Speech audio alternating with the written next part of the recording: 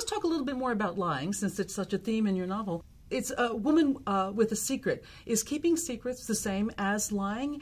And can lying sometimes be a good or necessary thing? I mean, her parents and brother and former best friend are so critical of her that their honesty almost comes across as a rather more negative trait than some of her lies.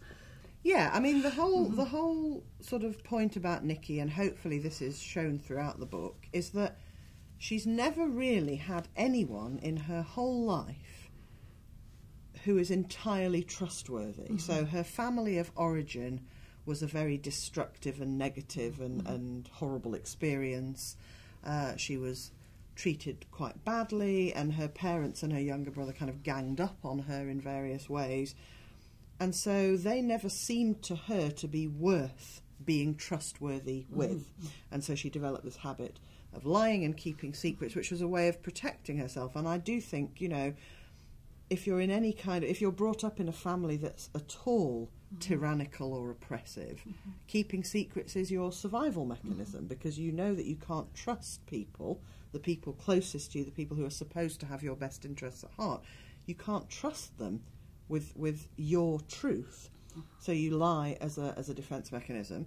Now Nikki has now got her own family, her husband, whom she loves and who loves her, and her children, but even her husband slightly lets her down, because he won't believe her about her experiences of her parents. You know, when she tries to talk to her husband about, you know, the fact that her parents are not the benign grandparents to their children that they seem to be, and that they were actually quite harmful as parents, Adam, Nikki's husband, says things like, oh, come on, you know, they're all right, really. And so the person who should be her ally and who should be acknowledging that she suffered really badly as a child is kind of minimising it. And that's, although it's a very, very minor part of the book, it's like one paragraph, you are meant to think, or at least I thought as the writer, that explains Nikki's feeling that she needs to go outside the family, because to her the family is a threatening institution.